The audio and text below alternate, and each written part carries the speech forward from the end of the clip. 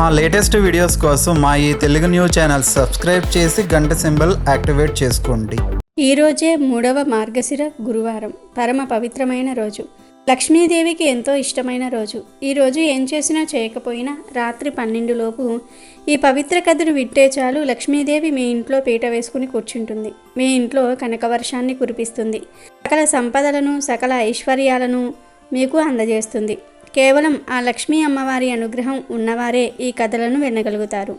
అయ్యన్న గారి పల్లిలో ఇరుగు పొరుగున నివసించే రాము, సోములకు చాలానే తేడాలు ఉండేవి. రాము ధనవంతుడు, కానీ చెడ్డవాడు, మూర్ఖుడు. ఊళ్ళో వాళ్ళందరూ రాము ఎంత పిసినారో చెప్పుకుని నవ్వుకునేవాళ్ళు. మరి ఇక సోము ఏమో పేదవాడు, కానీ మంచి గుణవంతుడు, బుద్ధివంతుడు. ఊళ్ళో వాళ్ళందరికీ ఏ అవసరం వచ్చినా సాయానికి ముందుండేవాడు. ఒకసారి లక్ష్మీదేవి ఒక బాటసారి రూపంలో ఆ ఊరికి వచ్చింది. పాపం ప్రపంచమంతా నడిచి నడిచి వచ్చిందేమో, బాగా అలసిపోయింది. ఈరోజు రాత్రికి ఎక్కడ ఆగవచ్చు అని చుట్టూ చూసేసరికి ఎదురుగానే రాము వాళ్ళ ఇల్లు కనబడింది. వీళ్ళ ఇల్లు బాగుంది, పెద్దగా విశాలంగా విశ్రాంతి తీసుకునేందుకు ఇక్కడైతే చోటు బాగుంటుంది అని లక్ష్మీదేవి రాము వాళ్ళ ఇంటి తలుపు తట్టింది. రాము వాళ్ళు సాయంత్రం తొందరగా అన్నం తినేస్తారు. ఇంట్లో దీపాలు వెలిగిస్తే కరెంటు ఖర్చు అవుతుందని వీలైనంత వరకు చీకట్లోనే ఉంటారు. ఇంట్లో రకరకాల విలువైన వస్తువులు, వెండి బంగారాలు దాచి ఉంచారు కనుక వాళ్లకు సహజంగానే కొత్త వాళ్ళంటే చాలా భయం. లక్ష్మీదేవి తలుపు తట్టేసరికి రాము తలుపు దగ్గరికి వచ్చి, ఎవరిది, ఏం కావాలి అన్నాడు కోపంగా. నా పేరు లక్ష్మి అండి. ఉదయాన అనగా బయలుదేరాను మా ఊరు నుండి. నడిచి నడిచి చాలా అలసిపోయాను. మీ ఇంటి లోగిలిలో తలదాచుకునేందుకు తావు ఇవ్వగలరా దయచేసి? కొంచెం సేపు విశ్రాంతి తీసుకొని తెల్లవారగానే వెళ్ళిపోతాను అని అడిగింది లక్ష్మీదేవి. రాముకి అది అస్సలు నచ్చలేదు. చూడమ్మా, నువ్వెవరో నాకు తెలియదు. నువ్వు దొంగవై ఉండవచ్చు, దొంగిలించడం కోసమే నా ఇంట్లో దూరు ఉండవచ్చు. నేను ఎట్లా కనుక్కునేది? నా వల్ల కాదు, నాకంత సమయమూ లేదు. మరి అంత పిచ్చోడిని కాదు కదా. నీకు అంతగా కావాలంటే ఏ చెట్టు క్రిందనో పడుకోవచ్చు. ఇళ్ల దగ్గరే పడుకోవాలని ఏమున్నది? పోయి దూరంగా ఆ చెట్టు క్రింద పడుకో అన్నాడు. సరేలేండి, పర్వాలేదండి, మీకు నేను తెలియదుగా. నిజమే అనేసి లక్ష్మీదేవి రాము దగ్గర సెలవు పుచ్చుకొని నేరుగా సోము వాళ్ళింటి తలుపు తట్టింది. సోము తలుపు తీసి, ఎవరు కావాలండి అని అడిగాడు. నా పేరు లక్ష్మి అండి. నేను ఒక బాటసారిని. చాలా దూరం నుండి వస్తున్నాను. నడిచి నడిచి అలిచిపోయాను. మీ ఇంటి అరుగు మీద కొంచెం సేపు విశ్రాంతి తీసుకోవచ్చా? రేపు తెల్లవారగానే వెళ్ళిపోతాను అని అడిగింది లక్ష్మీదేవి. ఓ, దాందేమున్నదమ్మా, మీరు పడుకుంటే మా అరుగులు ఏమీ అరిగిపోవు. అయినా మీరు బయట పడుకోనక్కర్లేదు. మాతో పాటు మా ఇంట్లోనే పడుకోవచ్చు. కానీ ఏమంటే మేం ఏమంతా ఉన్నవాళ్ళం కాదు. మీకు పెట్టేందుకు సరిపడా అన్నం కూడా లేదేమో, మరి చూస్తాను. ముందైతే లోపలికి రండి, కాళ్ళు చేతులు కడుక్కోండి అన్నాడు సోము ఆవిడను లోనికి ఆహ్వానిస్తూ. ధన్యవాదాలు స్వామి, మీ మంచితనంతోటే నా కడుపు నిండింది. నాకు ఇంకా వేరే భోజనమేమీ అవసరం లేదు అంది లక్ష్మీదేవి మొహమాట పడుతున్నట్లు. అట్లా పస్తులుండక్కర్లేదండి, ఏదో మా ఇంట్లో ఉన్నంత తిందురు అని ఆ రోజు మిగిలిన అన్నము, ఊరగాయతో భోజనం పెట్టాడు సోము. లక్ష్మీదేవి మరునాడు ఉదయాన్నే వెళ్తూ వెళ్తూ, ధన్యవాదాలు సోము, నీవు చాలా మంచివాడివి. ఆకలిగా ఉన్న నాకు అడగ్గానే భోజనం కూడా పెట్టావు. నీకేదైనా ఇవ్వాలని ఉంది. ఇదిగో ఈ పుచ్చకాయ విత్తనం తీసుకో. దీనిని మీ ఇంటి వెనక తోటలో నాటు. బాగా పెరుగుతుంది, నీకు మేలు జరుగుతుంది అని ఆశీర్వదించి వెళ్ళిపోయింది. సోము చాలా కాలంగా మంచి పుచ్చకాయ విత్తనాల కోసం వెతుకుతున్నాడు. ఇది కూడా బాగానే ఉంది. దేవుడిచ్చిన విత్తనం అని అతను ఆ విత్తనాన్ని పెరట్లో నాటాడు. మరునాటి కల్లా అక్కడో మొలక బయటకు వచ్చింది. సాయంకాలం కల్లా అది తీగ వేసి పారింది. మరుసటి రోజుకొక వింత పిందె వేసింది. 3వ రోజు కల్లా అక్కడో బంగారు పుచ్చకాయ కాసింది. నిజంగానే ఆ పుచ్చకాయంతా మేలిమి బంగారం. దాని లోపల నిండా వజ్రాలు, మణులు, మాణిక్యాలు ఉన్నాయి. సోముకు చాలా సంతోషం వేసింది. అతను వాటిని వెలకట్టేందుకు పట్నంలో ఉన్న వ్యాపారి దగ్గరకు తీసుకువెళ్ళాడు. ఒక్కొక్క మణి లక్షలాది రూపాయలు చేస్తోంది. వాటిల్లోంచి సోమయ్య కేవలం ఒక చిన్న వజ్రాన్ని మటుకు అమ్మి మిగతావి పట్టుకుని సంతోషంగా ఇంటికి వచ్చాడు. ఆలోగా అతని పెరట్లోని పుచ్చకాయ మొక్క మరొక పిందె వేసింది. అయితే ఈ సంగతి ఎలా తెలిసిందో రాముకు తెలిసిపోయింది. అయ్యో, ఆ బాటసారి స్త్రీని నేనే ఇంట్లోకి పిలుచుకొని ఉంటే ఎంత బాగుండేది, ఇవన్నీ పూర్తిగా నావే అగును కదా అని అతనికి ఎక్కడ లేని ఏడుపు వచ్చేసింది. ఏమైనా కానీ ఈ పుచ్చకాయలకు అసలు హక్కుదారుణ్ణి నేనే, సోమయ్య కాదు అని అతను రాత్రికి రాత్రి సోమయ్య ఇంట్లో దూరి తీగకు ఉన్న పుచ్చకాయను దొంగతనంగా తీసుకుపోయాడు. కానీ మరునాడు ఉదయానికి చూస్తే అది కాస్త కుళ్ళిపోయి ఉన్నది. నిరాశగా చూస్తున్న రాముతో పుచ్చకాయ, నువ్వు చాలా చెడ్డవాడివి రాము, ఇతరులకు ఉపయోగపడే పని ఏదీ చేయటం నీకు అస్సలు ఇష్టం లేదు. ఎవరినైనా మీ ఇంటి అడుగు మీద పడుకోనిస్తే నీదేం పోతుంది అన్నది. ఇక అప్పట్నుంచి రాము ప్రవర్తనలో మార్పు వచ్చింది. సోము ధనవంతుడిగా మారి సంతోషంగా జీవించాడు. పూర్వం కళింగ దేశమందు ఒక బ్రాహ్మణుడు ఉండేవాడు. అతనికి సుశీల అను ఒక కుమార్తె ఉండేది. ఆమెకు చిన్నతనంలోనే తల్లి చనిపోయినందున తన తండ్రి రెండవ వివాహం చేసుకున్నాడు. తన పినతల్లి పిల్లలను ఎత్తుకోమని చెప్పుచూ కొంచెం బెల్లం ముక్క ఇచ్చేది సుశీలకు. ఆ సుశీల సవితి పిల్లలను ఆడించుచు ఇంటి వద్ద సవితి తల్లి అయినటువంటి ఆ మారుటమ్మ మార్గశిర లక్ష్మీ పూజ చేయుట చూసి ఆమె కూడా మట్టితో మహాలక్ష్మిని తయారు చేసి జిల్లేడు పూలతోనూ ఆకులతోనూ పూజ చేసి ఆడుకోమని ఇచ్చిన బెల్లం ముక్కను నైవేద్యంగా పెడుతూ ఉండేది సుశీల. ఇలా కొన్నాళ్లకు సుశీల పెద్దదయ్యింది. సుశీలకు వివాహమయ్యింది. అత్తగారింటికి పోవుచు తాను తయారు చేసుకున్న లక్ష్మీదేవి మట్టి బొమ్మను కూడా తీసుకుని వెళ్ళిపోయింది సుశీల. దానితో లక్ష్మి కూడా సుశీలతోనే వెళ్ళిపోయింది. ఇలా వెళ్ళిన వెంటనే కన్నవారు నిరుపేదలు అయిపోయారు. సుశీల ఇంట మాత్రం మహదైశ్వర్యం అనుభవిస్తూ ఉన్నారు. పుట్టింటి వారు కటిక దరిద్రులు అయిన సంగతి తెలుసుకుని సుశీల చాలా బాధపడుతుంది.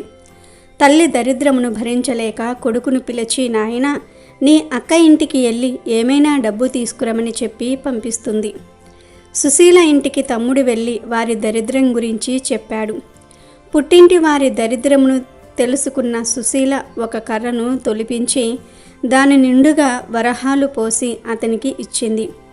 ఆ చిన్నవాడు కర్రను పట్టుకొని వెళ్తూ ఉండగా దారిలో కర్ర వదిలి వెళ్ళిపోయాడు. ఆ కర్ర ఎవరో తీసుకుని వెళ్ళిపోయారు. ఇంటికి వెళ్ళిన కొడుకును తల్లి, ఏమీ తెచ్చావు నాయనా అని అడుగగా ఏమీ తేలేదు అని చెప్పాను. మన దరిద్రం ఇంతే అని అనుకున్నారు. కొంతకాలం తరువాత సుశీల తమ్ముని పరిస్థితిని అడిగి తెలుసుకున్నది. వారి దరిద్రంలో ఎటువంటి మార్పు రాలేదని తెలిసి ఒక చెప్పుల జత తెప్పించి వాటిల్లో వరహాలు పోసి కుట్టించి వాటికి గుడ్డ చుట్టి తమ్మునికి ఇచ్చి అది తీసుకుని వెళ్ళి తండ్రికి ఇమ్మని చెప్పింది. సరే అని ఆ పిల్లవాడు చెప్పులను మూటలో కట్టి తీసుకుని వెళ్తూ ఉన్నాడు. మార్గ మధ్యలో దాహం వేసి ఒక చెరువు గట్టున మూటను పెట్టి నీరు త్రాగి వచ్చేసరికి వాటిని ఎవరో తీసుకుని పోయారు. జరిగిన విషయం తల్లికి చెప్పాడు పిల్లవాడు. తల్లి జరిగినది తెలుసుకుని దరిద్రం మనకు ఇలా ఎందుకు ప్రాప్తి చెందుతుందో అని బాధపడెను. మళ్ళీ కొన్నాళ్లకు కొడుకును పంపుతూ ఈసారి అయినా సరే అక్క ఇచ్చినవి జాగ్రత్తగా తీసుకురమని చెప్పాను. తర్వాత తమ్ముడు సుశీల దగ్గరకు వెళ్ళి అక్కకు పరిస్థితి ఇది వరకులానే ఉంది అని చెప్పాను. అప్పుడు సుశీల ఒక గుమ్మడి పండు తెప్పించి దాని నిండుగా వరహాలు నింపి ఆ పండు అమ్మకు ఇమ్మని చెప్పి ఇచ్చింది. సరే అని తీసుకొస్తూ ఆ పిల్లవాడు సాయ సమయంలో ఒక చెరువు వద్దకు వచ్చి గుమ్మడి పండును గట్టు మీద పెట్టి సాయం సంధ్యా వందనం చేస్తూ ఉన్నాడు. ఇంతలో ఒక బాటసారి వచ్చి పండు బాగున్నదని తీసుకుని పోయాడు. ఆ కుర్రాడు గట్టు మీదకొచ్చి పండు వెతకగా పండు లేదు. ఏమీ చేసేది లేక ఇంటికి వెళ్ళాడు. తల్లి, ఏమి తెచ్చితివి అని అడుగగా జరిగింది చెప్పెను. తల్లి విచారించింది. కొన్నాళ్లకు తల్లి పిల్లలను ఇంటి దగ్గర ఉంచి తానే కూతురు దగ్గరకు వెళ్ళింది. తల్లిని చూసి సుశీల వారి దరిద్రం తెలుసుకొని చింతించి మార్గశిర లక్ష్మీవారం రాబోతూ ఉంది. ఆ మార్గశిర లక్ష్మీవార నోము నోస్తే ఐశ్వర్యం వచ్చునని చెప్పెను. మార్గశిర లక్ష్మీవారం రానే వచ్చింది. అప్పుడు సుశీల అమ్మతో, అమ్మ, ఈరోజు మార్గశిర లక్ష్మీవారం, నోటిలో ఏమీ వేసుకోకు, మనం వ్రతం చేసుకుందాం అని చెప్పాను.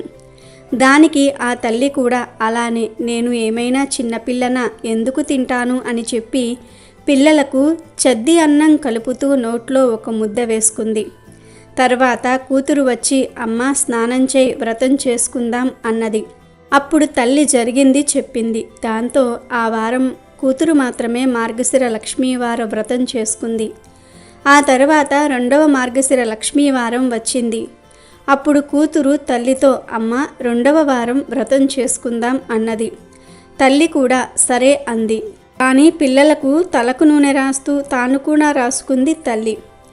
మార్గశిర లక్ష్మీవార వ్రతం చేసేవారు తలకు నూనె రాసుకోకూడదు అనేది నియమం.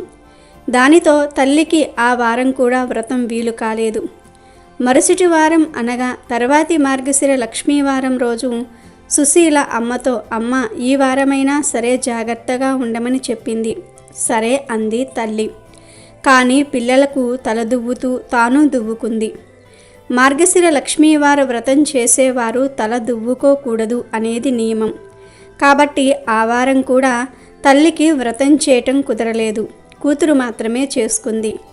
4వ మార్గశిర లక్ష్మీవారం వచ్చింది. అప్పుడు సుశీల ఈసారైనా జాగ్రత్తగా ఉండమని తల్లికి చెప్పి తల్లి ఏ పని చేయకుండా ఉండడానికి ఒక గోతిలో కూర్చోబెట్టింది.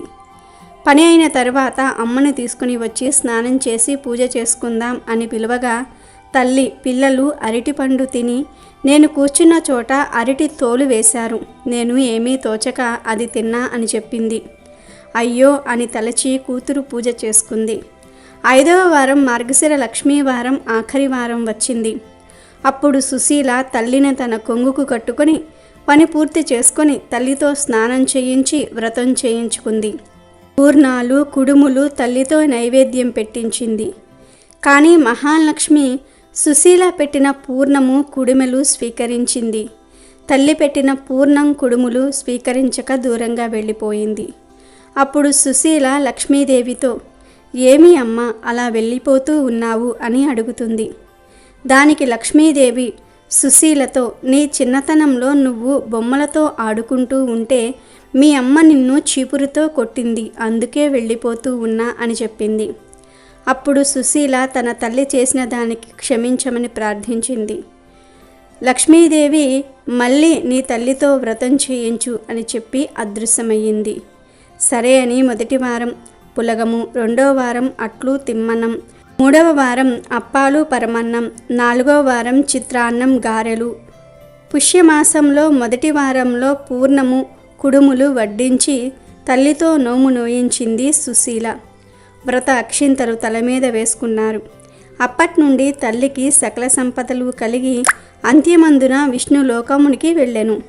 కాబట్టి ఆ లక్ష్మీదేవిని భక్తితో ఆరాధించిన వారికి ఆలస్యమైన సంపదలు తప్పక లభిస్తాయి. తెలుగు ఆడపడుచులు మార్గశిర మాసంలో వచ్చే ప్రతి గురువారము లక్ష్మీ పూజ చేస్తారు.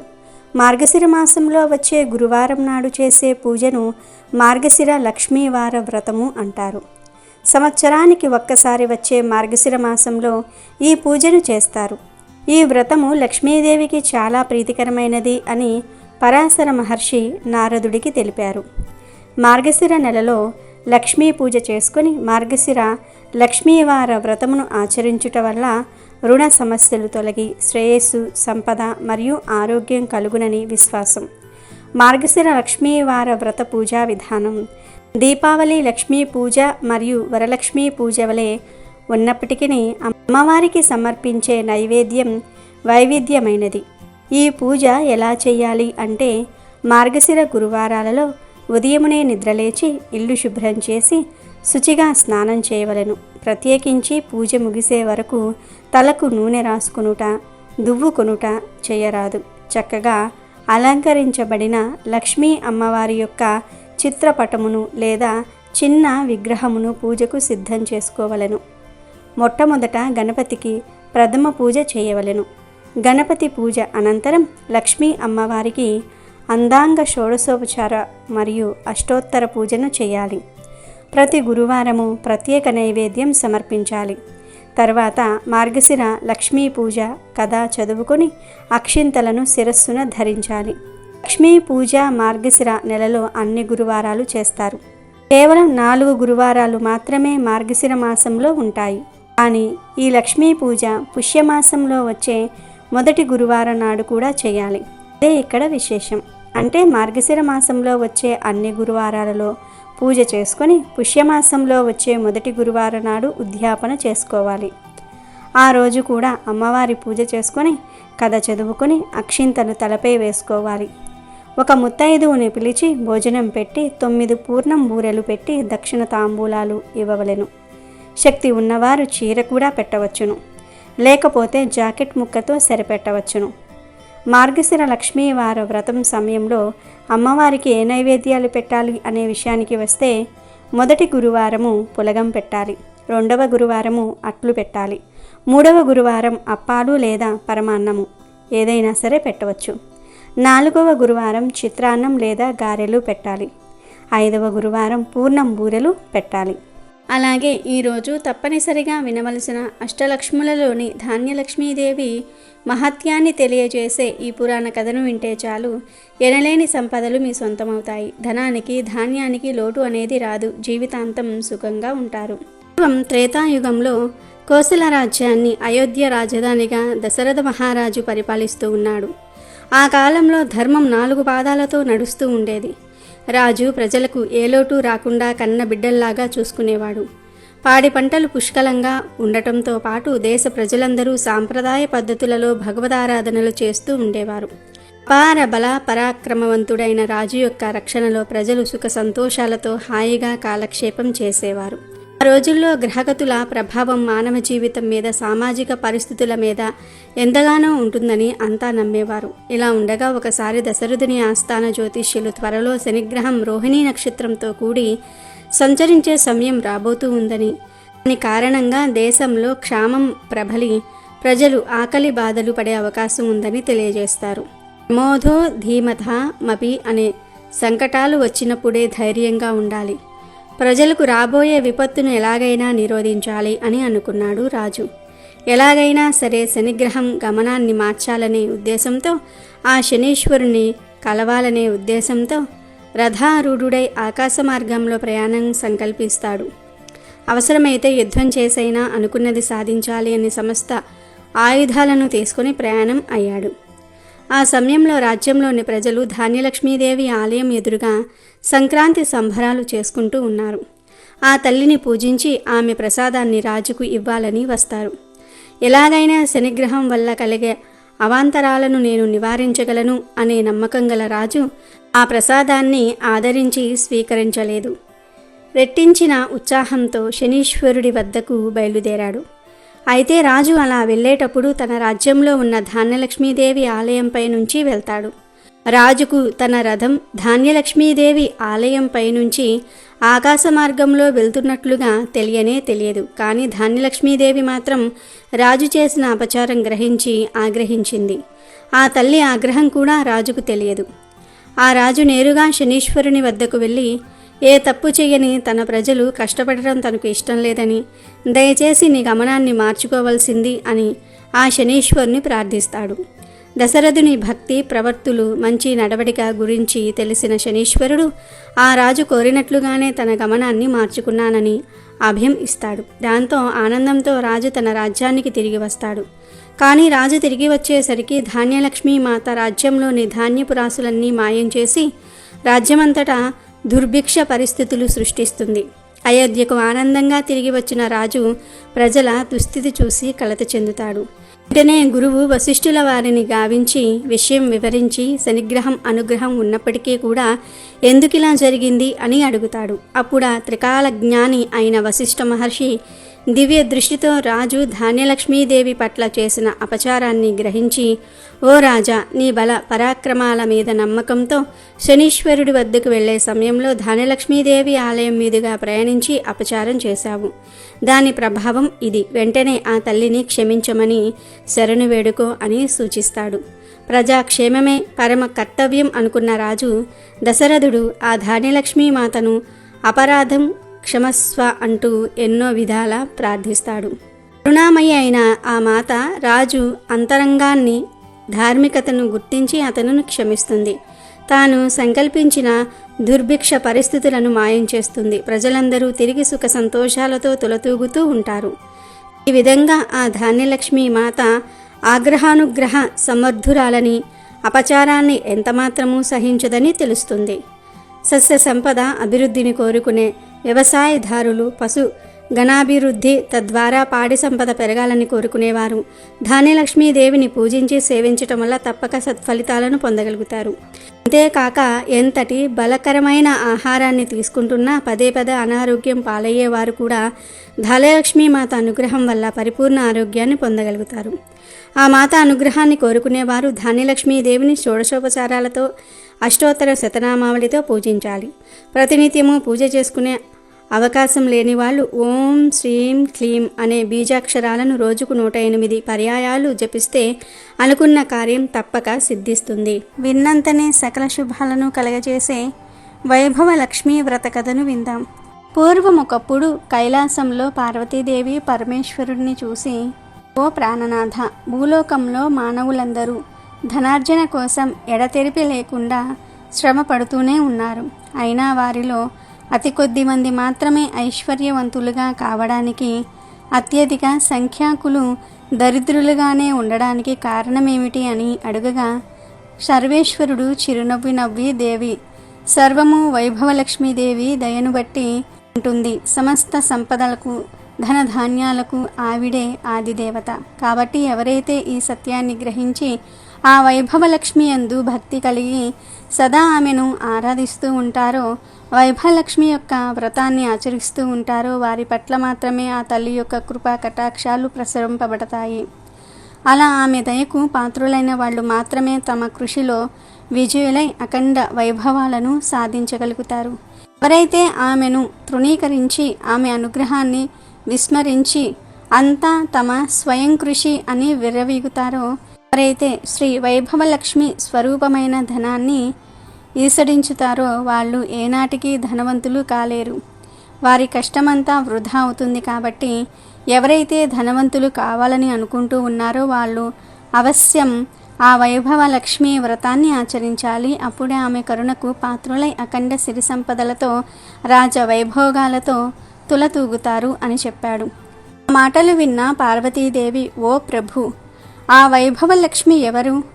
ఆమె చరిత్ర ఏమిటి? ఆ వ్రత మహత్యం ఏమిటి? నాకు పూర్తిగా సెలవివ్వండి అని వేడుకోగా ఆ పరమేశ్వరుడు మరలా ఈ విధముగా చెప్పసాగాడు. ఓ దేవి, అత్యంత పుణ్యదాయకమైన శ్రీ వైభవలక్ష్మి వ్రతమును చెప్పుదును, శ్రద్ధగా వినుము అని ఈ విధముగా చెప్పసాగాను. పూర్వము ఒకప్పుడు భృగు మహర్షి ఆ పరాశక్తి కొరకై తపస్సు చేసెను. అందుకు ఆ అమ్మ సంతసించి ఆ మునికి ప్రత్యక్షమయ్యి ఏమి వరం కావాలో కోరుకోమనెను. అప్పుడు భృగు మహర్షి ఆమెకు నమస్కరించి, ఓ తల్లి, ఈ ప్రపంచము మొత్తము 3 ముఖ్య అవసరములు అయిన శక్తి, యుక్తి, భుక్తి అను వాటిపైననే నడుస్తుంది. మహామయమైన నీ శక్తి కళ పార్వతి అయి పరమేశ్వరునికి అర్ధాంగిగా సేవించబడుతుంది. నీ విద్యా కళ సరస్వతి అయి బ్రహ్మతో మసులుతుంది. ఇక స్థితి కారకమైన నీ యొక్క వైభవ కళతో నా కుమార్తెగా జన్మించు అని కోరెను. ఆ తల్లి అతని కోరికను మన్నించెను. తత్ఫలితంగానే పరాశక్తి యొక్క సంపత్ కళ భృగువు కుమార్తె వైభవలక్ష్మిగా అవతరించినది. భృగు మహర్షి ఆమెను విష్ణువుకు ఇచ్చి వివాహము జరిపించినాడు. శ్రీహరి కోరికపై ఆ భార్గవీదేవి దేవతలందరికీ ఎనలేని సంపదలను, వైభవాలను సంతసించి స్వర్గలక్ష్మిగా వాసికెక్కింది. కానీ ఐశ్వర్య మద్దతుతో ఇంద్రుడు చేసిన ఒకానొక దోషమునకు గాను దుర్వాసుడు ఇచ్చిన శాపకారణంగా ఆ వైభవలక్ష్మి దూరమైపోయినది. దాంతో ఇంద్రుడు దరిద్ర పీడితుడై విష్ణువును ఆశ్రయించినాడు. భార్య విరహ తపుడైన విష్ణువు కూడా ఆలోచించి లక్ష్మీమయమైన క్షీరసాగరాన్ని మదించటం వలనే లక్ష్మీ పునః కలుగుతుందని చెప్పాడు. దాంతో దేవర్షులు మందరగిరిని కవ్వంగాను, వాసుకి అనే మహాసర్పాన్ని కవ్వపుత్రాడుగాను అమర్చి క్షీరసాగరాన్ని మదించగా వైభవలక్ష్మి ఆ సముద్రం నుంచి ఆవిర్భవించి లోకాలను కరుణించింది. ఆ సమయంలో ఇంద్రాది దేవతలు చేసిన ప్రార్థనలను మన్నించి ఆ తల్లి 8 మూర్తులుగా భాషించింది. 8 మూర్తులే ఆదిలక్ష్మి, ధాన్యలక్ష్మి, ధైర్యలక్ష్మి, రాజ్యలక్ష్మి, సంతానలక్ష్మి, విజయలక్ష్మి, విద్యాలక్ష్మి, ధనలక్ష్మి. ఈ 8 మూర్తులలో సర్వశ్రేష్టమైనదే ధనలక్ష్మీదేవి. ఆమెనే ఐశ్వర్యలక్ష్మి, వైభవలక్ష్మి అని పిలుస్తారు. ఓ పార్వతి, భక్త సులభ అత్యంత కరుణామయి అయిన ఆ తల్లి లీలలు ఎన్ని చెప్పినా తనివి తీరవు. ఉదాహరణకు ఒక కథ చెప్తాను, వినుము. చాలా కాలం క్రితం ప్రతిష్టానపురంలో శ్రీల, సుశీల, గుణశీల, విశాల అనే 4 అక్కా చెల్లెళ్ళు ఉండేవారు. శ్రీ వైభవలక్ష్మి భక్తులైన ఆ 4 కన్యలకు ఉన్న ఊరిలోనే ఉన్నత వంశస్థులైన 4 యువకులతో వివాహం జరిగింది. ఆ పిల్లల అదృష్టవశాత్తు వారి భర్తలు 4 కూడా వివిధ వృత్తుల ద్వారా చక్కని సంపాదనలు కలిగి ఆస్తిపరులై ఆరోగ్యవంతులై వెరజిల్లేవారు. కానీ రాను రాను వారిలో అహంకారము తలకెత్తింది. దైవ చింతన తగ్గింది. శ్రీ వైభవలక్ష్మి దేవి అనుగ్రహం వలనే సంపద వస్తుంది అన్న విషయాన్ని విస్మరించి అంతా తమ ప్రయోజనకత్వమే అనుకున్నారు. మహాపండితులైన శీల భర్తకు తన పాండిత్యం వలనే ప్రపంచం తనను గౌరవిస్తోందనే భావన కలిగింది. ఇందులో వైభవలక్ష్మి దయ ఏముంది? నా నోట్లో విద్య ఉంది, ఎంత గొప్పవాళ్లైనా నాకు డబ్బులిచ్చి సన్మానించక ఏం చేస్తారు అని భావించాడు. ఎంతటి ధనవంతులైనా తన విద్య ముందు బలాదూర్ అనుకున్నాడు. అతని అహంకారానికి వైభవలక్ష్మీదేవి కోపగించి అతనికి తగిన గుణపాఠం చెప్పదలిచింది. అంతే, అక్కడితో అతని సంపాదన పూర్తిగా పోయింది. అతని పాండిత్యానికి విలువ లేకుండా పోయింది. సంపాదించిన ధనమంతయు ఖర్చయిపోయింది. చివరకు కట్టుబట్టలతో మిగిలారు. శ్రీల భర్త అతని దారిద్ర్యమును చూసి సమాజం అతనిని దూరంగా నెట్టింది. అతని కుటుంబం మొత్తం ఆకలి దప్పులతో అలమటించసాగారు. రాజస్థానంలో తమ దళాధిపతిగా ఉండే సుశీల భర్త ఒకానొక యుద్ధంలో అపూర్వ విజయం సాధించి రాజు చేత గౌరవించబడి అహంకారముతో తన బలం ముందు ప్రపంచమంతయు దాసోహమే అని విర్రవీగాడు. తన ధనార్జనకు తన బలమే కారణమని భ్రమించాడు. అందుకు ధనలక్ష్మి ప్రమేయము ఏమీ లేదు అని అనుకున్నాడు. దాంతో అమ్మవారు ఆగ్రహించింది. అతడిలో దుర్బుద్ధి నశించింది. దాంతో అనుకోని వైరముతో ఒక గొప్ప ధనవంతుడితో గొడవకు దిగుతాడు. అతనిని తను అడిగిన ధనము ఇవ్వకపోతే నాశనం చేస్తానన్నాడు. అందుకు భయపడిన ఆ ధనవంతుడు మహారాజును ఆశ్రయించి సుశీల భర్త మీద మరిన్ని లేనిపోని విషయాలు కూడా నూరిపోసి తనను కాపాడమని రాజును వేడుకుంటాడు. వెంటనే రాజు తన సేవకుల్ని పంపి సుశీల భర్తను బంధించి తెమ్మంటాడు. ఆ రాజభటులు అతన్ని బంధించి రాజు ముందు నిలిపారు. న్యాయస్థానంలో రాజు అతడిని విచారించి అతని ఆస్తిపాస్తులన్నిటినీ కూడా స్వాధీనం చేసుకుని అతడిని చెరసాలలో బంధించాడు. ఈ విధంగా సుశీల కాపురం కూడా కష్టాల పాలైంది. ఇక వ్యాపారస్తుడైన గుణశీల భర్త దైవానుగ్రహము కన్నా తన తెలివితేటలే వ్యాపారములో ముఖ్యమని, తన పెట్టుబడితో మాటకారితనంతో మాత్రమే ధనం సంపాదించగలిగాను, అంతేగాని సంపాదించిందంతా దైవానుగ్రహం వలనే అనుకోవటం మూర్ఖత్వమని భావించాడు. అతను దైవారాధనలు అన్నయూ మానివేశాడు. అతని తల పొగరు వలన సాటి వ్యాపారులు అతడికి సహకరించటము మానివేశారు. దాంతో అతని వ్యాపార లావాదేవీలు సన్నగిల్లి అతడి రాబడి తగ్గి అతని కుటుంబము కూడా దారిద్ర్యములో మునిగిపోయింది. ఇక చివరిదైన విశాల భర్త మంచివాడే గాని అధిక సంపాదన వలన చెడు స్నేహాలు పెరిగాయి. కష్టపడి సంపాదించిన దానితో సుఖపడాలే గాని పూజలు వ్రతాలు అంటూ వృధా ఖర్చు చేయటము దేనికి అనుకున్నాడు. చెడు మిత్రుల వల్ల దుర్వ్యసనాల పాలయ్యాడు. మద్యపానము, వ్యభిచారము, జూదము మొదలగు చెడు వ్యసనాలకు బానిసయ్యాడు. ఆ కారణం చేత అతని సంపాదనంతా హారతి కర్పూరం వలె కరిగిపోయింది. చివరకు అతడు దరిద్రుడైపోయాడు. రుణదాతల పీడ, పేదరికపు బాధ, వదులుకోలేని వ్యసనాలతో అతడు దుర్మార్గుడిగా మారాడు. తరచూ ధనం కోసం విశాలను హింసిస్తూ ఉండేవాడు. ఇన్ని కష్టాలు వచ్చినా కూడా ఆ 4 అక్కా చెల్లెళ్ళు మాత్రం ఏదో ఒక నాటికి ఆ జగన్మాత అయిన శ్రీ వైభవలక్ష్మీదేవి తమను అనుగ్రహిస్తుందని, తమ భర్తలను మంచిదారిలో పెట్టి తమకు పూర్వ వైభవమును కలిగిస్తుందని నమ్మేవారు. తాము పస్తులు ఉండినా పర్వాలేదు, తమ బిడ్డలకైనా రవ్వంత ఆహారాన్ని ప్రసాదించమని పదే పదే ఆ లక్ష్మీదేవిని ప్రార్థించేవారు. అందుకు ఆ అమ్మవారికి వారిపై దయ కలుగుతుంది. ఒకనాడు ఆ 4 సోదరీమణులు కలిసి తనను ప్రార్థిస్తున్న శుభ సందర్భంలో ఆ వైభవ లక్ష్మీదేవి ఒక వృద్ధ స్త్రీ రూపంలో వచ్చి వారిని పలకరించి ఇలా చెప్పసాగింది: పిల్లలు, మీ భక్తి ప్రవర్తులను చూస్తూ ఉంటే నాకు చాలా ఆనందంగా ఉంది. ఏ వైభవలక్ష్మి అనుగ్రహానికి మీరింత విపరీతంగా ఆవేదన పడుతున్నారో వైభవలక్ష్మి ప్రసాదం అతి త్వరితంగా సిద్ధించే మార్గం చెప్తాను. తక్షణమే మీ అక్క చెల్లెళ్ళు నలుగురు మీ ఇళ్లల్లో శ్రీ వైభవలక్ష్మి వ్రతం చెయ్యండి అని అంటుంది. అవ్వ చెప్పిందంతా విన్న అక్క చెల్లెళ్ళు అత్యంత సంతుష్ట హృదయులై, ఓ అవ్వ, ఇంతకు ఈ వ్రతాన్ని ఏ విధంగా చెయ్యాలి? ప్రస్తుతము మేము దారిద్ర్యంలో ఉన్నాము గదా, ఆ వ్రతానికి ఎంత ఖర్చు అవుతుంది అని ప్రశ్నించారు. అందుకు ఆ వృద్ధురాలు చిరు మందహాసం చేస్తూ ఇలా చెప్పింది. ఓ అమ్మాయిలు, ఇదేమీ ఖర్చుతో కూడిన పని కాదు. ఎప్పుడైనా సరే 4 లేక 6 లేక 8 అంతకు మించి 11 లేదా 21 గురువారములు కానీ శుక్రవారములు కానీ ఆచరించాలి. ఈ వ్రతాన్ని గురువారాలు చేసేవాళ్లు తాము మొక్కుకున్న వారాలు చేసి ఆఖరి గురువారము నాటి మరునాడు వచ్చే శుక్రవారం నాడు ఉద్యాపన చెప్పాలి. శుక్రవారములు చేసుకునేవారు ఆఖరి శుక్రవారము నాడే ఉద్యాపన చేసుకోవాలి. ముందుగా మీకు తోచిన గురువారము లేదా శుక్రవారం నాడు కానీ ఉదయమే లేచి కాలకృత్యములు తీర్చుకొని ఇంటిని అలంకరించుకుని తలంటి పోసుకుని, అమ్మా వైభవలక్ష్మీదేవి, ఈరోజు మొదలు ఇన్ని గురువారములు లేదా శుక్రవారములు నీ వ్రతాన్ని ఆచరిస్తున్నాను. నాకు తగిన శక్తిని ప్రసాదించు. నేను చేసే ఈ వ్రతంతో సంతృప్తురాలువై నా కోరికలను నెరవేర్చు అని మొక్కుకోవాలి. ఆ రోజంతా ఉపవాసం ఉండి ఆ సాయంత్రం సూర్యాస్తమైన తర్వాత పూజ ప్రారంభించాలి. ఈ వ్రతానికి ఖర్చు కన్నా శుచి, శుభ్రతలు, సదాచార పాలనము ముఖ్యము. ఏ ఇంటిలోని వారైతే అతిథి అభ్యాంగతలకు దాసుల వలె ఉండి వారి పాదములను కడిగి ఆ తీర్థం శిరస్సున చల్లుకొని తమకన్నా ముందుగా అతిథులకు భోజనాదులు ఏర్పరిచి సేవాదులు చేస్తూ ఉంటారో, ఏ ఇంట ధాన్యము దానం జరుగుతుందో, ఏ ఇంట పితృదేవతలు దేవతలు సదా పూజింపబడతారో, ఏ ఇంటి వారు పరుల పట్ల శత్రుభావం లేకుండా ఉంటారో, ఏ ఇంటి ఇల్లాలు నిరాడంబరియై నిత్య సంతోషంగా ఉంటుందో ఆ ఇంటిలో శ్రీ వైభవలక్ష్మి దేవి స్థిరంగా ఉంటుంది. వైభవలక్ష్మి పూజా విధానము.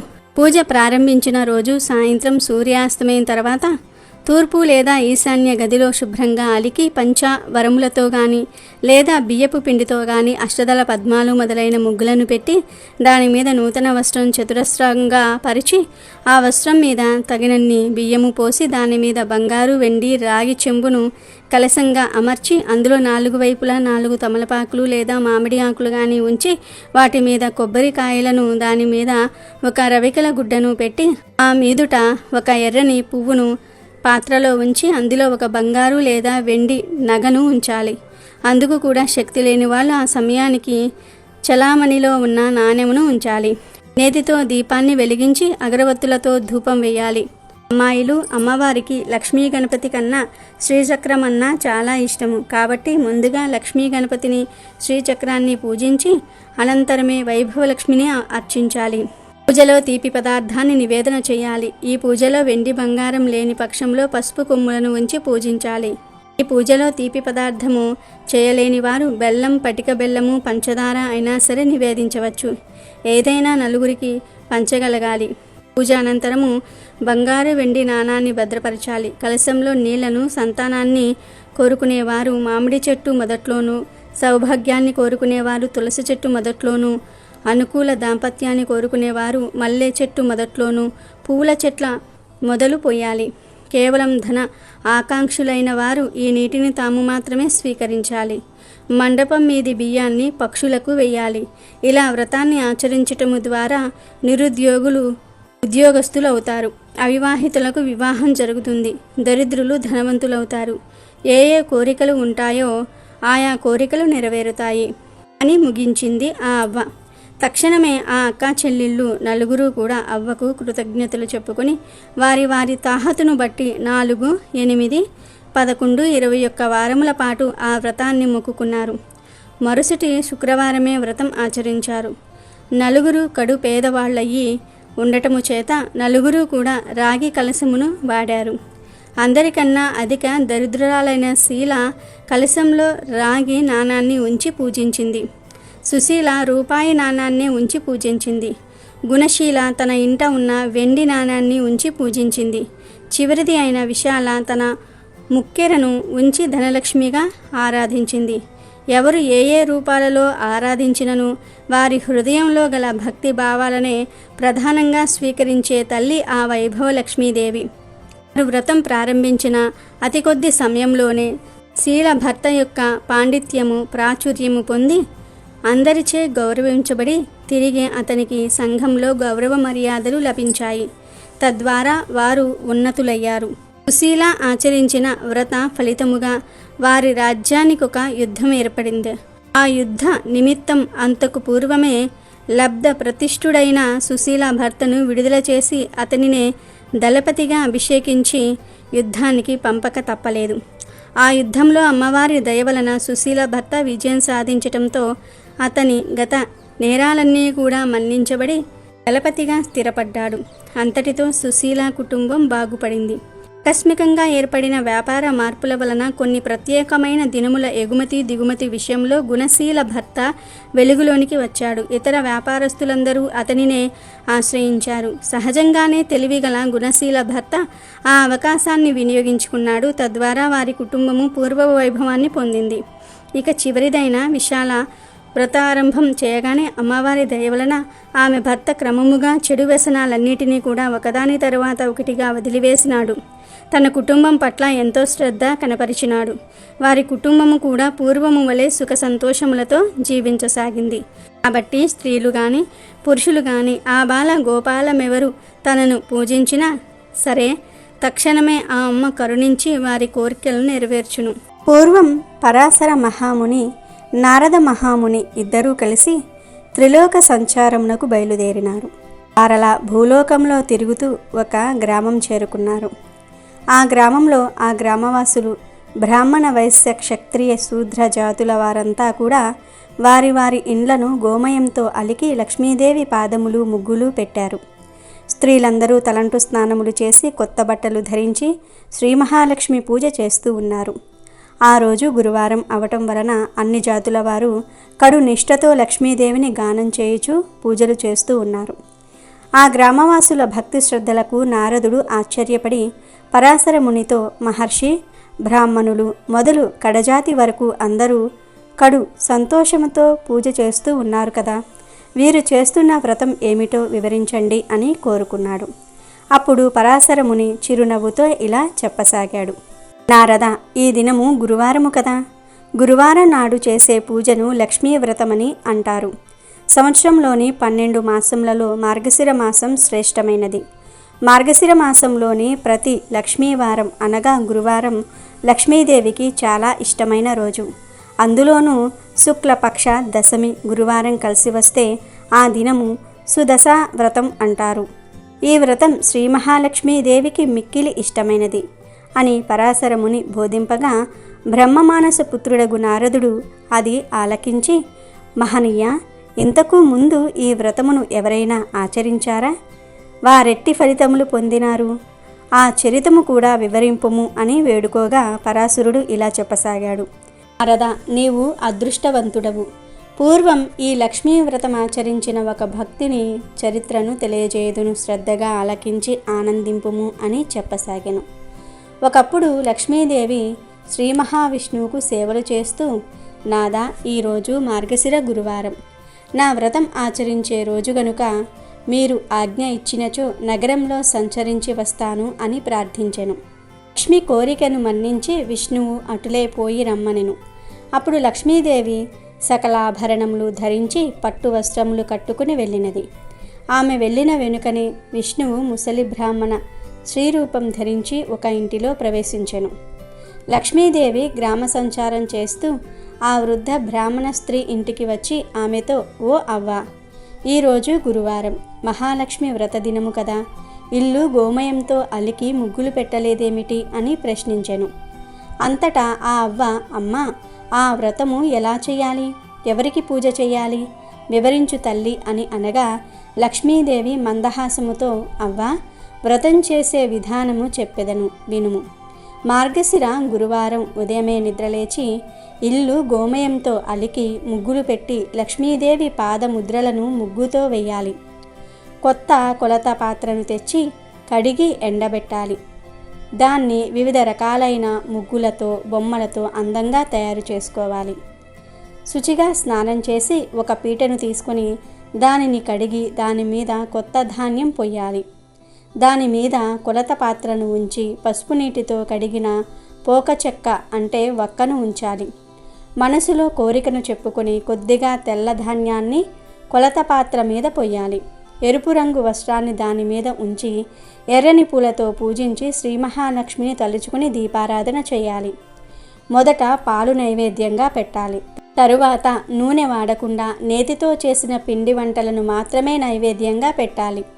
ఇది ఒక విధానం అని ఆపి లక్ష్మీదేవి ఆ అవ్వతో రెండవ విధానం చెప్పటం మొదలుపెట్టింది. రెండవ విధానం చాలా సులభమైనది. మార్గశిర శుక్ల దశమి తిథి గురువారం వచ్చిన రోజున నిష్ఠతో ఈ వ్రతాన్నే చేస్తే తప్పక సిరి వస్తుంది. ఈ వ్రత నైవేద్యం పంచిపెట్టకపోతే మాత్రం లక్ష్మీ కటాక్షం లభించదు. మనస్సును నిర్మలంగా ఉంచుకొని 10 మందిని పిలిచి ఈ వ్రతం చేయాలి. పసుపు కుంకుమలు పంచిపెడితే ఆ ఇంట లక్ష్మి తాండవిస్తుంది. ఈ వ్రతం మాత్రమే కాదు, మరికొన్ని ఆచరించాలి అవ్వ. గురువారం ఉదయమే లేచి పొయ్యి బూడిద తీయకపోయినా, ఇల్లు వాకిలి తుడవకున్నా ఆ ఇంట లక్ష్మి నిలవదు. ఏ స్త్రీ గురువారం శుచిగా మడి వస్త్రం ధరించి వంట చేసి పూజ చేస్తుందో ఆ ఇంట లక్ష్మి స్థిరంగా ఉంటుంది. ఏ స్త్రీ గురువారం నాడు పిల్లలను తిడుతుందో కొడుతుందో, ఇల్లు వాకిలి చిమ్మదో, అంట్లు కడగదో ఆ ఇంట ఒక్క క్షణం కూడా లక్ష్మి ఉండదు. ఏ స్త్రీ అయితే సాయంకాలం వేళ గడపకు 2000 దీపాలు ఉంచదో ఆ ఇంట లక్ష్మి నిలవదు. అంతేకాదు ఆ ఇంట ధనానికి సంతానానికి హాని కలుగుతుంది. అదేవిధంగా గురువారం ఆనపకాయ, ఉడకని పదార్థాలు, నిషిద్ధ పదార్థాలు తినే ఇంట, శుభ ప్రదేశాలలో తిరగటము, అత్తమామలను దూషించటము, సేవించకపోవటం చేసే స్త్రీ ఇంట లక్ష్మి పాదం కూడా పెట్టదు. భోజనము ముందు తర్వాత కాళ్ళు చేతులు ముఖము కడగని వారి ఇంట లక్ష్మి కనిపించదు. ఇతరులతో మాట్లాడుతూ ప్రతి మాటకు ఏ స్త్రీ అకారణంగా అసందర్భంగా గట్టిగా నవ్వుతుందో ఆ ఇంట లక్ష్మి ఉండదు. ఏ స్త్రీ అందరి చేత అభిమానింపబడుతుందో గౌరవింపబడుతుందో అక్కడ లక్ష్మి ఉంటుంది. ఏ స్త్రీ గురువారం దాన ధర్మాలు పూజలు చేయదో, భర్తతో గొడవ పడుతుందో ఆ స్త్రీ పాపాత్మురాలిగా జీవిస్తుంది. గురువారం అమావాస్య సంక్రాంతి అంటే ప్రతి నెల సంక్రమణం జరుగుతుంది. దీనినే సంక్రాంతి అంటారు. ఈ తిథులలో నిషిద్ధ పదార్థాలను అంటే నీచు పదార్థాలను తినే స్త్రీ యమపురి నగరానికి పోతుంది. జ్ఞానంతో ఏ స్త్రీ ఇప్పుడు చెప్పిన ఈ 3 తిథులలో నిషిద్ధ పదార్థాలను తినకుండా నక్తం ఉంటుందో, లక్ష్మిని పూజిస్తుందో ఆ స్త్రీ ఇల్లు ధనధాన్య పుత్ర పౌత్రాదులతో వర్ధిల్లుతుంది. ప్రతి స్త్రీ తాను నిత్యం ఆచరించే పనులు ఆధారంగా చేసుకునే లక్ష్మీ అనుగ్రహం ఉంటుంది. ప్రతిరోజు ఉదయమే నిద్రలేచి ముఖం కడుక్కోవాలి. అలా చేయని స్త్రీ ముఖం చూస్తేనే మహాపాతకాలు కలుగుతాయి. భుజించే సమయంలో పడమర దక్షిణం దిక్కులకు కూర్చుని ముఖం పెట్టి భోజనం చేయకూడదు. అలాగే నిత్య దీపారాధన చేయకుండా ఇంట్లో భోజనం చేయటం తగదు. చీకటి పడిన తర్వాత తలకు నూనె రాయకూడదు. కట్టి విప్పిన బట్టలు, మురికిగా ఉన్న బట్టలను ఎక్కడ పడితే అక్కడ పడవేయటమే పెద్ద దరిద్రం. భర్త అనుమతి తీసుకోకుండా అందరి ఇంటికి తిరిగే స్త్రీ ఇంట, భర్త మాట వినని స్త్రీ ఇంట, దైవమయందు బ్రాహ్మణులందు భక్తి విశ్వాసాలు లేనటువంటి స్త్రీలు, పూజలు చేయనటువంటి స్త్రీలు ఉన్న ఇల్లు శ్మశానాలతో సమానం. అందువల్ల అక్కడికి లక్ష్మీదేవి రాదు. నిత్య దరిద్రం ఆ ఇంట తాండవిస్తూ ఉంటుంది అని లక్ష్మీదేవి చెప్తుంది. ఆ వృద్ధ బ్రాహ్మణ స్త్రీకి గురువార వ్రతం ఆచరించే విధానం చెప్పి ప్రతి వీధికి ప్రతి ఇంటికి వెళ్ళి చూచినది. అప్పటికి ఏ స్త్రీ కూడా నిద్ర నుండి లేవలేదు. కాలకృత్యములు తీర్చుకొనలేదు. తలలు విరబూసుకొని వంటి మీద బట్ట సరిగ్గా లేక గుర్రు పెట్టి నిద్రపోతూ ఉన్నారు. వారందరినీ లక్ష్మీదేవి చూసి అసహించుకొని ఒక మూల పల్లెకు వెళ్ళినది. ఆ పల్లెకు ఒక మూల ఒకానొక బీద హరి జన స్త్రీ ఉంది. ఆ దినము ప్రాతకాలమునే నిద్రలేచి గోమయము తెచ్చి ఇల్లు వాకిలి శుభ్రం చేసుకొని బియ్యపు పిండితో ముగ్గులు పెట్టి లక్ష్మీ పాదముల చెంత దీపములు పెట్టి బియ్యం ఉంచి ధూప దీప నైవేద్యములు సమర్పించి పద్మాసనములో కూర్చుండి లక్ష్మిని ధ్యానించుచూ ఉండెను. లక్ష్మీదేవి వెళ్ళుసరికి ఆ స్త్రీ భక్తితో పూజలు చేయుచూ ఉన్నందున మహాలక్ష్మి సంతోషించినది. పరిశుభ్ర స్థలమున తన 2 పాదములు ఉంచి ఆమెతో, ఓ భక్తురాలా, నేటితో నీ కష్టములు తీరగలవు. నీ నిశ్చల భక్తికి నేను సంతోషించి తిని నీకేమి కావలేనో కోరుకొనుము అని అన్నది లక్ష్మీదేవి. శ్రీ మహాలక్ష్మి సాక్షాత్తు దర్శనం చూడగానే ఆమె నోట మాట రాక ఏ వరమును కోరుకొనలేక అలా ఉండిపోయింది. అప్పుడు మరలా లక్ష్మీదేవి ఇలా అన్నది, నీవు బ్రతికి ఉన్నన్నాళ్ళు అష్టైశ్వర్యములతో తులతూగుదువుగాక. జన్మాంతరమున నీవు వైకుంఠమునకు వచ్చుదువుగాక. ఆ వ్రతమును చేయుచూ ఉండుము, నీకు శ్రీహరి అనుగ్రహము కూడా కలుగును అని చెప్పెను. మహాలక్ష్మి చెప్పిన ప్రకారముగా ఆ హరిజన స్త్రీ కడు నిష్టతో ధ్యానము చేసింది. లక్ష్మీదేవి పాదముల ఎందే మనస్సు లగ్నము చేసి ఉన్నందున ఆమె భక్తికి లక్ష్మీదేవి ఆనందించి ఆమె ఉన్న పూరి గుడిసెను పెద్ద భవంతిగా చేసినది. ఇంటికి 4 మూలల ధనరాశులను పోసింది. దాని వలన ఆమె భాగ్యవంతురాలు అవటమే కాక 5 పుత్రులు కలిగిరి. ఓ నారద, ఇది వినుము.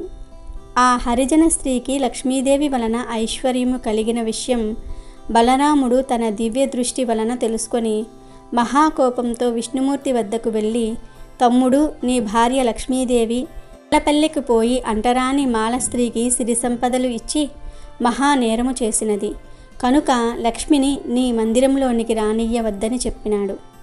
అంతలో గ్రామ సంచారం చేసుకునే లక్ష్మీదేవి విష్ణు మందిరంలోనికి ప్రవేశించుచూ ఉండగా బలరాముడు ద్వారము వద్ద అడ్డముగా నిలబడి లోపలికి రావద్దని శాసించెను. ఆ సమయంలో అతని కండ్లు శరీరము ఎర్రబడిపోయెను, పండ్లు పటపట కొరుకుతూ ఉండెను. అంతేకాదు, శ్రీహరి, నీవు ఈమె ముఖము చూడవద్దు అన్నాడు బలరాముడు. అన్న ఆజ్ఞ ప్రకారం లక్ష్మిని విడిచిపెట్టటకు శ్రీహరి కూడా ఒప్పుకున్నాడు. వెంటనే లక్ష్మీదేవి తాను ధరించి ఉన్న బంగారు నగను తీసివేసి పట్టుచీర విడిచి చిరిగిపోయిన వస్త్రములు ధరించి ఇల్లు విడిచి వెళ్ళవద్దని పరిచారికలు ఎంత బ్రతిమిలాడినా మరలా వచ్చేదను అని చెప్పి వెళ్ళిపోయెను. లక్ష్మీదేవి వెళ్ళిపోవటంతో సంపదలు కూడా పోయాయి. బలరాముడు శ్రీహరి మందిరము లోపల ప్రతి గదిని చూశారు. ఆ మందిరంలోని ఏ గదిని చూసినా వెలవెలబోయి ఉన్నాయి. ధనాగారంలో ధనము లేదు. వస్తు సామాగ్రి అంతయు మాయమైనది. వంటలు వండుటకు పదార్థములు లేవు. బంగారు బిందెలు మట్టి కుండలుగా మారిపోయినవి. ఆఖరికి త్రాగడానికి పాత్ర గాని నీరు గాని లేకపోయినందున దాహముతో ఉపవాసం ఉండి నిద్రపోయారు. మరునాడు ప్రాతకాలమున ముఖము కడుక్కోవడానికి కూడా నీరు దొరకలేదు. ఇక వారికేమీ తోచలేదు. పిచ్చి ఎక్కినట్లయింది. అంతట బలరాముడు జగన్నాథుడగు విష్ణుమూర్తితో, తమ్ముడు, మనము నిన్న ఆహారం తీసుకోలేదు, చాలా నీరసపడిపోయి ఉన్నాము. ఈ దినమైనా తిండి లేకపోతే ఎలా బ్రతకగలం? అన్ని కొరతగా ఉన్నవి గనుక మనము బిచ్చమెత్తి అయినా సరే ప్రాణములను నిలబెట్టుకోవాలి. కనుక ఇద్దరము బయలుదేరుదామురా అని అనగా జగన్నాథుడు అంగీకరించి ఇద్దరూ కలిసి సాధువేషములు వేసుకొని భిక్షాటనకు బయలుదేరినారు. వారు ఎవరింటికి వెళ్ళి అడిగినా వారు కపట సన్నాసులు, చోరులని తలచి ఒక్కరు కూడా భిక్ష పెట్టలేదు. కసిరి పొమ్మన్నారు. అలా వీరిద్దరూ తిరుగుతూ ఒక షావుకారు ఇంటికి వెళ్ళి భిక్షాందేహి అని అన్నారు. ఆ ధనికుడు వారిని ఆదరించి కూర్చుండబెట్టి భోజన పదార్థాలు తెచ్చుటకు లోనికి పోయి చూడగా పదార్థములన్నీ మాయమైపోయినాయి. అక్కడ కూడా వారికి భోజనము దొరకనందున బలరాముడు విష్ణుమూర్తి ఆకలి బాధతో తూలిపోతూ ఒక చెరువు దగ్గరకు వెళ్ళినారు. ఆ కొలను నిండా పద్మములు విరబూసి ఉన్నవి. సరే, వీటి తూటు కాయలను తిని ఇప్పటి ఆకలి బాధ తీర్చుకుందామని చెరువులో దిగగా ఆ చెరువు నీరంతా ఎండిపోయెను. ఇంకా చేసేదేమీ లేక నీరసంతో వెళ్ళిపోయినారు. అలా వెళ్ళగా వారికి ఒక తపస్శాలి కుటీరము కనబడినది. వీరిద్దరూ అతనిని సమీపించి ఆకలి తీర్చుటకు ఏదైనా పెట్టమన్నారు. అప్పుడు ముని తాను తినుటకు ఉంచుకున్న పాలు అన్నము ఇవ్వబోగా ఆ పాత్రలోని అన్నము పాలు మాయమైపోయినవి. ఇంకా వారు చేసేదేమీ లేక ఇద్దరు సముద్రం వైపుగా వెళ్ళిరి. సముద్రమున నిత్యానంద స్వాముల వారి ఆశ్రమం కనిపించగా అక్కడకు వెళ్ళినారు. అక్కడ అన్న వస్త్రములకు లోటు లేదు. ఎవరైనా ఆశ్రమంలో ఎన్ని దినములు ఉండినను ఎంత భుజించినను అక్షయ పాత్ర వలె తరగదు. కానీ బలరామ జగన్నాథ స్వాములు అక్కడికి వెళ్ళగానే లక్ష్మీదేవి ఏ పదార్థము లేకుండా చేసినది. తీక్షణమైన సూర్యుని తాపమునకు విష్ణువు సొమ్మసిల్లి పడిపోయాడు. బలరాముడు తమ్మునికి సేద తీర్చెను.